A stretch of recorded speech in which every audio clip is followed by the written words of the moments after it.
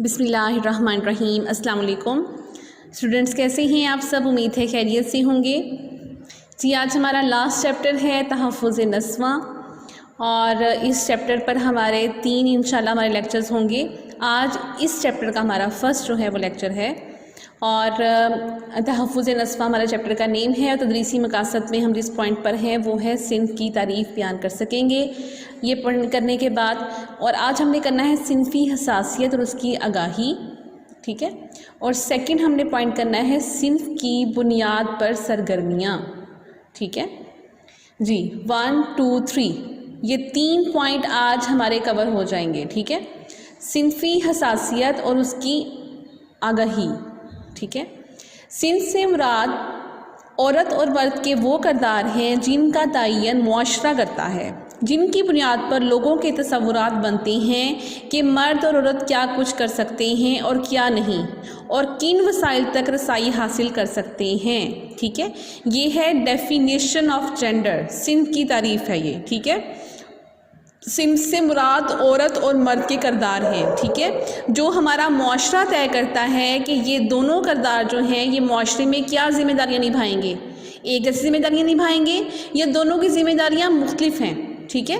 اور یہ جو میں نے ابھی 1.5 لائن بولی ہے یہ آپ کا شارٹ کوسچن نمبر 1 بھی ہے، ٹھیک ہے۔ آگے ہے صنف کا تعلق ان معاشرتی تعلقات سے ہے جو عورتوں، مردوں، بچیوں اور بچوں کے مابین سماجی اور اخلاقی قدروں نے متعین کیے ہیں، ٹھیک ہے۔ اب یہاں پر انہوں نے یہ نہیں کہا کہ ہمارے مذہب نے جو کیے ہیں، ٹھیک ہے۔ یہاں پر بات اصل میں یہ ہو رہی ہے کہ ہم اصل میں وہی کچھ کرتے ہیں جو ہم اپنے معاشرے سے سیکھ رہے ہوتے ہیں۔ معاشرے میں، اپنے گھر میں، اپنے اسکول میں، اپنے رشتہ داروں میں، اپنے محلے میں، اپنے شہر میں، اپنے ملک میں ہم وہی کچھ کر رہے ہوتے ہیں جو ہمیں نظر آ رہا ہوتا ہے۔ ایون کہ اگر ہم دیکھ کچھ ہو رہے ہیں لیکن ہمیں سمجھایا کچھ ہو جا رہا ہے، تو جو سمجھایا جا رہا ہے ہم پریکٹیکل وہ کام نہیں کریں گے، ہم پریکٹیکلی وہی کام کریں گے جو ہمیں نظر آ رہا ہے، ٹھیک ہے۔ یہاں پر یہی باتیں بتائی گئی ہیں کہ عورتوں اور مردوں کے کردار کو کون متعین کر رہا ہے، وہ متعین ہمارا معاشرہ کر رہا ہے، ٹھیک ہے، کہ انہوں نے کون سے کام کرنے ہیں کون سے نہیں کرنے۔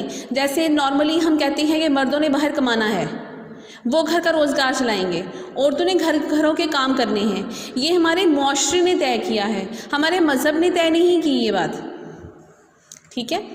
آگے ہے صنف کا تعلق ان معاشرتی تعلقات سے ہے جو عورتوں، مردوں، بچیوں اور بچوں کے مابین سماجی اور اخلاقی قدروں نے متعین کیے ہیں۔ مختلف معاشروں میں عورتوں، مردوں، بچوں اور بچیوں کی روابط مختلف ہیں۔ بعض معاشروں میں یہ سماجی تعلقات زیادہ مضبوط ہوتے ہیں، ان میں مردوں اور عورتوں کو تعلیم، صحت، ملازمت اور دیگر شعبوں میں برابر کے موقع ملتے ہیں، جبکہ کچھ معاشروں میں یکساں سہولتیں میسر نہیں ہوتی۔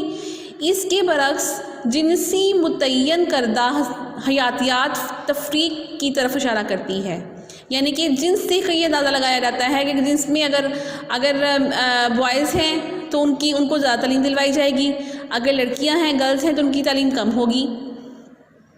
مرد اور عورت دونوں یکساں طور پر کام کرنے کی صلاحیت رکھتے ہیں، مثلا کھانا پکانا، صفائی کرنا اور گاڑی وغیرہ چلانا۔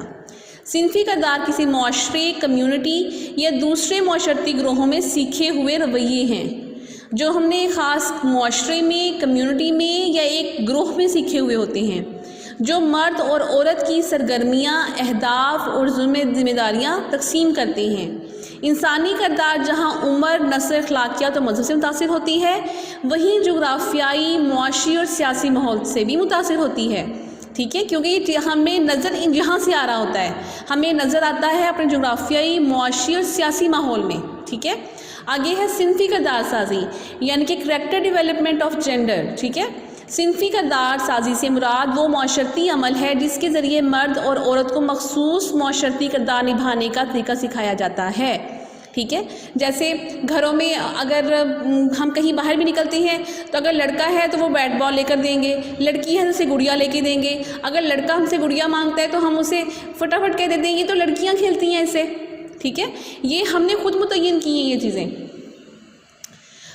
لڑکا باہر کے کام کرے گا، لڑکی گھرداری وغیرہ۔ تاہم بات یہ ہے کہ کردار سازی کے عمل میں لڑکوں اور لڑکیوں کو یکساں مواقع فراہم کیے جانے چاہیے، ٹھیک ہے۔ آگے ہے صنفی کردار سازی کے ادارے، ٹھیک ہے، یعنی کہ ان کے کریکٹر بلڈنگ کے انسٹیٹیوٹس کون کون سے ہیں؟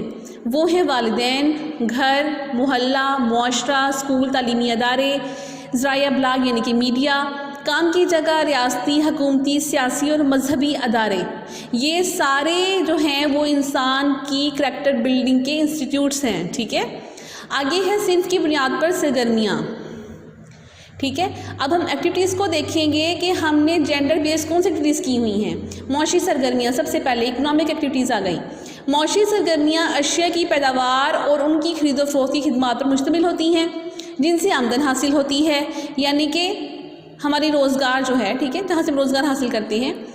مثلا زرعی شعبے یا فیکٹری میں کام کرنا، تو یہاں پہ کون کام کرتے ہیں؟ مطلب ہمارے مائنڈ میں کیا ہے؟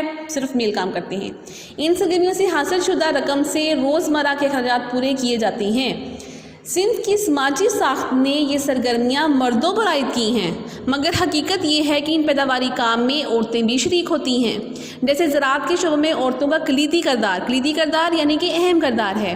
اس کے علاوہ خواتین تعلیم، صحت اور صنعتی شعبوں میں مردوں کے شانہ بشانہ کام کر رہی ہیں۔ نمبر 2، سیاسی سرگرمیاں، پولیٹیکل ایکٹیویٹیز۔ سیاسی فیصلہ سازی کے عمل میں مردوں کے ساتھ ساتھ خواتین بھی اہم کردار ادا کر رہی ہیں۔ صوبائی اور قومی اسمبلیوں میں خواتین کی شمولیت 33% پہلے کے مقابلے میں زیادہ ہے، ٹھیک ہے۔ اب ہے سماجی اور ثقافتی سرگرمیاں، یعنی کہ سوشل یا کلچرل ایکٹیویٹیز کون کون سی ہیں۔ مرد و خواتین دونوں ان سرگرمیوں کا حصہ ہیں اور اپنے طور پر اس سے نبھانے کی کوشش کرتے ہیں۔ ان میں سماجی تعلقات، مثلاً لوگوں سے ملنا جلنا، شادی بیاہ میں شرکت، بیمار کی عیادت کرنا، تعزیت کرنا، مشکل میں کسی کی دوسرے کی مدد کرنا اور تقریبات میں شرکت کرنا نمایاں سماجی اور ثقافتی سرگرمیاں ہیں۔ نمبر 4، صنفی ترقی کا فروغ۔ جب قومی عدد و شمار کا جائزہ لیا جاتا ہے تو یہ بات واضح ہوتی ہے کہ بہت سے شعبوں میں ترقی امتیازی بنیادوں پر ہوتی ہے۔ امتیازی مین وہاں پر فرق کیا جاتا ہے مرد اور عورتوں میں۔ یہ ترقی زیادہ تر مردوں کے حق میں ہوتی ہے۔ وہ اس لیے بھی ہوتی ہے کہ وہاں پر مرد زیادہ کام کر رہے ہوتی ہیں۔ جب مرد زیادہ کام کر رہے ہوتی ہیں تو ان کو موقع بھی زیادہ مل جاتے ہیں، جس کے باعث زیادہ تر خواتین کی صحت، تعلیم، روزگار اور اعلیٰ انتظامی عہدوں تک رسائی ممکن نہیں ہوتی۔ یہاں ہمیں یہ پیغام ملتا ہے کہ یکساں، منصفانہ اور پائیدار ترقی کے لیے مقتدر حلقوں کو، یعنی کہ جو باقی حلقے ہیں جہاں پر عورتیں شرکت نہیں کرتی کو عورتوں اور ان کی ضرورتوں اور ترجیحات کو اتنی ہی اہمیت دینی چاہیے جتنی مردوں اور ان کی ضروریات کو ترجیح دی جاتی ہے۔ یعنی کہ اس پیراگراف میں یہ بتایا گیا ہے کہ یہاں پر فرق کرنے کی وجہ سے ترقی زیادہ تر مردوں کے حصے میں آتی ہے، ٹھیک ہے۔ اب ہے خواتین معاشرے کی ہر شعبے میں اہم اور فعال ترین سرگرمیاں ادا کر رہی ہیں، یعنی کہ بہت ایکٹیو سرگرمیاں پلے کر رہی ہیں، ایکٹیولی کام کر رہی ہیں۔ خواتین بطور پائلٹ، اساتذہ، ڈاکٹرز، نرسز، انجینئرز، سیاسی و سماجی قائد ہر شعبہ زندگی میں نمایاں طور پر اپنا کردار ادا کر رہی ہیں۔ مثلا پاکستان میں چند نمایاں خواتین کا تذکرہ ضروری ہے۔ اب وہ کون کون سی خواتین ہیں؟ سب سے پہلے نام جن کا لکھا ہوا ہے، نو ڈاؤٹ سب سے پہلے انہیں کا نام آنا چاہیے۔ محترمہ فاطمہ جناح نے تحریک پاکستان میں قائد اعظم محمد علی جناح کے ساتھ مل کر انتھک محنت کی۔ محترمہ بینظیر بھٹو عالم اسلام کی پہلی خاتون وزیر اعظم تھیں۔ اسی طرح عرفہ کریم پاکستان کی کم ترین مائکروسافٹ سرٹیفائیڈ پروفیشنل ہیں اور ملالہ یوسف زئی دنیا کی کم ترین نوبل انعام یافتہ طلبہ ہیں۔ شہناز لغاری پہلی پائلٹ خاتون ہیں اور مریم مختار پاکستان کی پہلی شہید پائلٹ تھیں، ٹھیک ہے۔ اب ہم نے اس میں کیا کیا ڈسکس کیا؟ سب سے پہلے صنف کی تعریف دیکھی ہم نے، پھر دیکھا کہ صنف کا تعلق ان چیزوں سے ہے، ہمارے معاشرے سے ہے، پھر ہم نے دیکھا کہ کریکٹر ڈیولپمنٹ جینڈر کے طور پہ کس طرح ہوتی ہے، پھر ہم نے دیکھا کہ کریکٹر بلڈ کرنے کے لیے کون کون سے انسٹیٹیوٹ ہیں، اس کے بعد ہم نے دیکھا کہ جینڈر بیس پر ایکٹیویٹیز کون کون سی ہیں۔ سب سے پہلے روزگار کی ہے، دوسرے نمبر پر سیاسی ایکٹیویٹیز کا ذکر کیا گیا، تھرڈ پہ ہماری سماجی یعنی کہ میل جو لوگوں کے ساتھ شادی بیاہ کے موقعوں پر، جب کوئی ڈیتھ ہو جاتی ہے ان موقعوں پر یا ویسے تقریبات آتی ہیں تب ان پر کیا ذمہ داریاں عائد ہوتی ہیں، یہاں پر اس کا ذکر ہے۔ اور صنفی ترقی کا فروغ، یعنی کہ اگر ہم معاشی لحاظ دیکھا جائے، عدد و شمار کیا جائے، قومی عدد و شمار، تو اس میں مردوں کا حصہ زیادہ آتا ہے۔ اور یہیں پر ڈسکس کیا گیا کہ خواتین بھی بہت ایکٹیو رول پلے کر رہی ہیں اور ان کی نیمیں بتائی ہیں کہ کون کون وہ خواتین ہیں، ٹھیک ہے۔ اوکے، جزاک اللہ۔ لیکچر آپ کو ایزی لگا ہوگا, کسی قسم کی مشکل پیش نہیں آئے گی آپ کو یاد کرنے میں. اور یہ جو میرا چیپٹر ہے یہ ہمارا شارٹ کوسچن اور MCQs کے لحاظ سے امپورٹنٹ زیادہ ہے, ٹھیک ہے. اس چیپٹر کو آپ نے ان 2 ویز میں کرنا ہے زیادہ, ٹھیک ہے.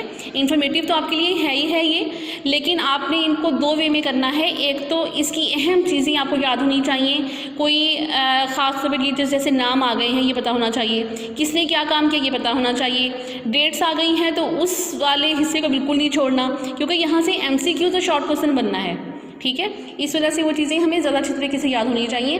تھیوری یہاں سے کم آتی ہے, لانگ کوسچن یہاں سے بہت کم بنتے ہیں, ٹھیک ہے. اوکے, جزاک اللہ, اللہ حافظ, اپنا خیال رکھیے گا.